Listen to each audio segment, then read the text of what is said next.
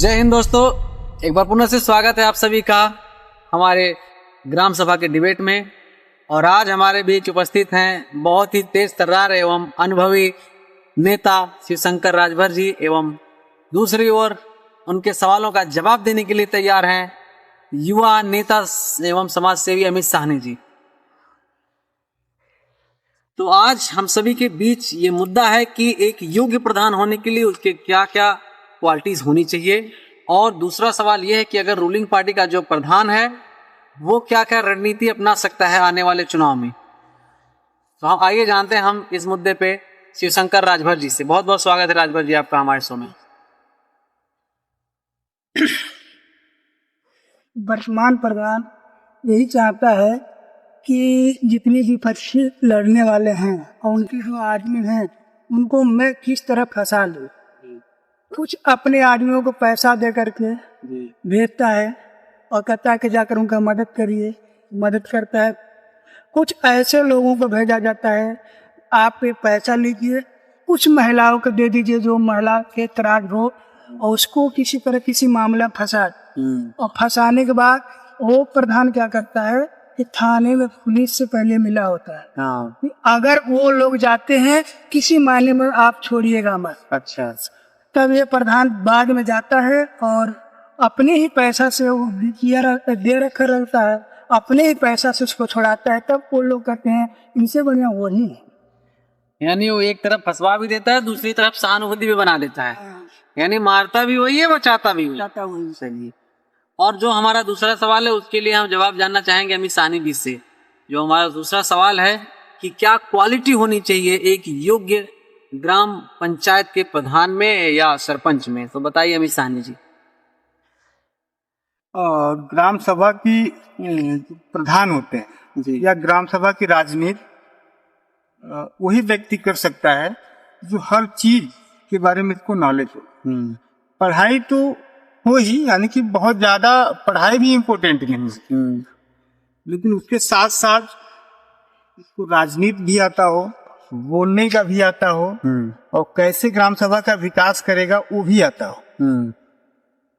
तो हर गुण, जैसे सब गुण संपन्न, कुछ लोग कहते हैं कि जो सब गुण संपन्न होगा वही ग्राम सभा का राजनीति कर पाएगा।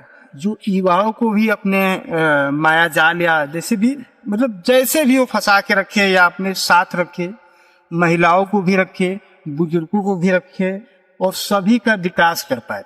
जैसे ऐसा नहीं कि किसी ग्राम सभा में होता है कि अगर बुजुर्ग प्रधान बन गया तो पंचायत करने जाएगा या कहीं जाएगा तो बुजुर्गों के साथ मिलेगा। हाँ, ऐसा भी होता है। कहीं कोई युवा बन गया, केवल जो बुजुर्ग होते हैं उनको दरकिनार करके केवल युवाओं को साथ लेके रहता है।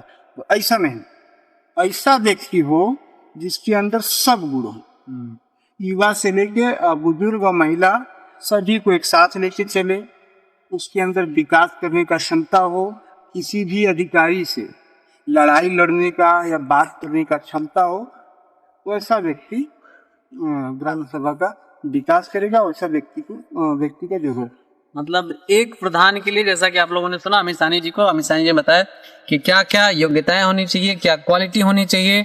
सबसे बड़ी क्वालिटी जो उन्होंने बताया कि उसके अंदर समान भावना होनी चाहिए किसी भी व्यक्ति के प्रति, बूढ़े हो, बुजुर्ग हो, नौजवान हो या महिला हो। ऐसा नहीं होना चाहिए कि कोई किसी प्रकार का भेदभाव हो। बहुत ही अच्छा तरीके से समझाया।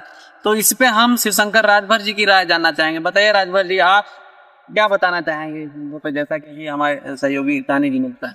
जैसे अमित साहनी जी ने बोला जी कि कोई पढ़ाई जरूरी नहीं, बात सही है। फिलहाल पढ़ाई भी जरूरी है। अगर पढ़े लिखे नहीं रहेंगे तो कैसे योजना का नाम जानेंगे, कैसे योजना लाएंगे। बिल्कुल सही। हाँ, कैसे कार्य योजना तैयार करके भेजेंगे।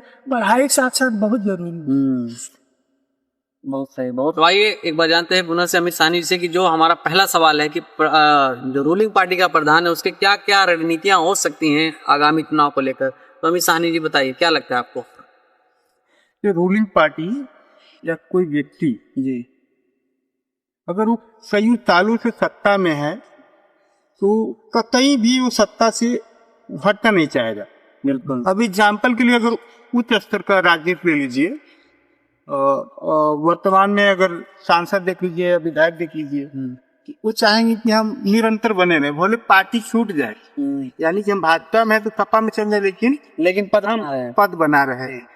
तो इसी तरीके से प्रधानी का ग्राम सभा का भी चुनाव है, जो वर्तमान में है, कहीं भी जो वर्तमान में है वो चाहेगा कि हम सत्ता में बने रहे, उसके लिए साम दान और जो दंड, जो भी जितने भी तरीके हैं वो अपनाएगा। युवाओं को भी जाल में फंसाएगा, जाल में फंसाएगा, और जो गांव की भोली भाली महिलाएं हैं उनको भी जाल में फंसाएगा, और वो कतई भी से पीछे नहीं जाना चाहेगा, वो अपना कुछ ही नहीं छोड़ना चाहेगा। उसके लिए जो अपनाना होगा उसको वो अपनाएगा। कहीं अपने पैसे से कहीं कैंडिडेट खड़ा करना हो, या किसी थर्ड पार्टी के थ्रू, यानी कि तीसरे व्यक्ति के थ्रू किसी को खड़ा करके कहीं उसके वोट माइनस कराना हो अपने विपक्षी का, जितने भी तरीके हैं वो अपनाएगा, लेकिन वो सत्ता से दूर जाना नहीं चाहेगा। बहुत बहुत धन्यवाद, आपने बहुत अच्छी तरीके से समझाया। तो दोस्तों, हम लोगों के जवाब से सहमत हैं तो कमेंट जरूर कीजिएगा। अगर आप लोगों को और बेहतर लगता है कि हाँ इससे भी बेहतर हो सकता है तो आप लोग उस पर भी कमेंट कीजिएगा। बाकी आपके लिए इतना ही, धन्यवाद। जय हिंद, जय भारत।